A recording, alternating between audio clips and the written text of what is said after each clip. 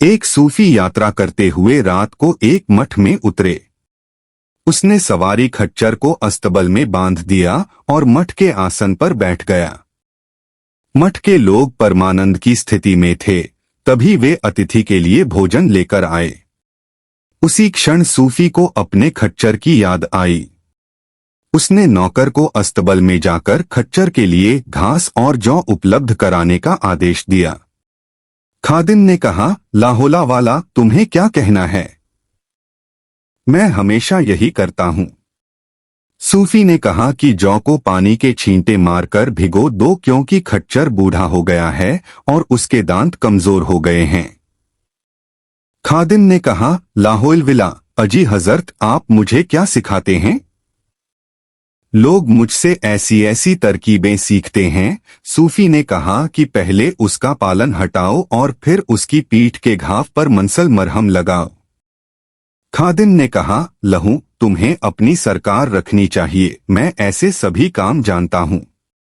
सभी मेहमान हमारे मठ से खुशी खुशी चले जाते हैं, क्योंकि हम मेहमानों को अपने जीवन और रिश्तेदारों के बराबर मानते हैं।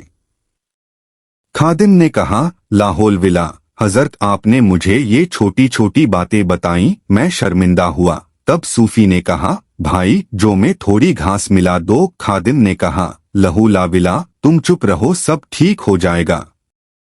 सूफी ने कहा कि अपने स्थान से कंकड़ पत्थर और कूड़ा कचरा साफ कर दो और यदि सब्बल हो तो सूखी घास बिछा दो।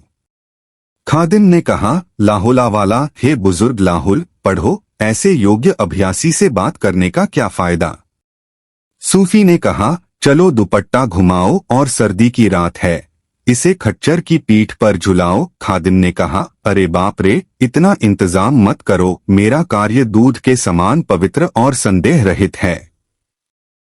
मैं अपनी कला में तुमसे अधिक कुशल हो गया हूँ, क्योंकि मैं सदैव अच्छे मेहमानों के साथ काम करता रहता हूँ। मैं प्रत्येक अतिथि की योग्य सेवा करता हूँ।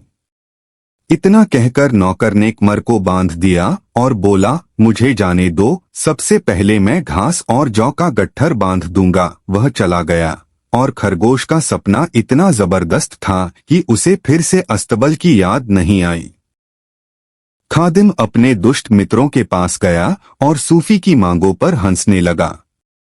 सूफी यात्रा से थककर लेट गए और आधे स्वप्न की अवस्था में स्वप्न देखने लगे। सपने में उसने देखा कि उसके खच्चर पर एक भेड़िया हमला कर रहा है और उसकी पीठ और जांघों को खा रहा है। वह दयालु सेवक कहा गया, अवश्य ही उसके साथ होगा। तभी उसने स्वप्न देखा कि खच्चर सड़क पर चलते चलते कभी कुएं में गिरता है, कभी गड्ढे में। वह स्वप्न में ऐसी ही भयावह घटनाएं देखकर चौंक जाता था और कभी सूरह अल-फातिहा तो कभी सूरह अल-कारिया पढ़ता था। अंत में उसने अधीरता से कहा, अब क्या उपाय है? मठ के सभी लोग सो रहे हैं और नौकरों ने दरवाजा बंद कर दिया है। क्या तुम चले गए? सूफी इन फुसफुसाहटों में फंस गया और खच्चर को उस विपत्ति का सामना करना पड़ा जो ईश्वर ने उसके दुश्मनों पर डाली थी। वहां की धूल और पत्थरों के कारण इस बेचारे खच्चर की काठी टेढ़ी हो गई और लगाम टूट गई। दिन भर थका हुआ, रात भर भूखा प्यासा, वह कभी अकेलेपन के दर्द में तो कभी मौत के दर्द में रहता था। भाषा हाला से कहती थी, हे धर्म के बुजुर्गों, दया करो, मैं ऐसे असभ्य और संवेदना शून्य सूफी से तंग आ गया था। इसलिए रात भर खच्चर को जो दर्द और तकलीफ हुई, वह पानी में खाकी पक्षी की तरह थी। केवल वह एक क्रोआ सुबह तक भूखा पड़ा रहा। सुबह हो चुकी थी, घास और जौ के बीच गुंजन हो रहा था। जब अजाला फूटा तो नौकर ने आकर झट से उसकी पीठ पर पलान चढ़ाया और बेरहम गधे बेचने वाले की भांति 2-3 घाव किए। खच्चर कीलों की चुभन से बिलों को भरने लगा। बेचारे के पास अपनी स्थिति समझाने के लिए भाषा कहा है। जब सूफी आगे बढ़ा तो खच्चर कमजोर होकर गिर पड़ा। जहां भी वह गिरता, लोग उसे उठा लेते और जान जाते कि खच्चर बीमार है।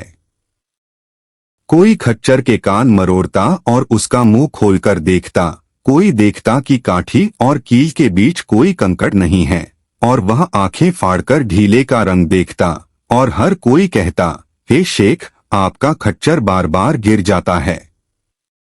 इसका कारण क्या है? शेख जवाब देते थे कि भगवान का शुक्र है कि खच्चर ताकतवर है, लेकिन जो खच्चर पूरी रात खा चुका है वह ही इस तरह से रास्ता तय कर सकता है, और यह क्रिया अनिवार्य मानी जाती है।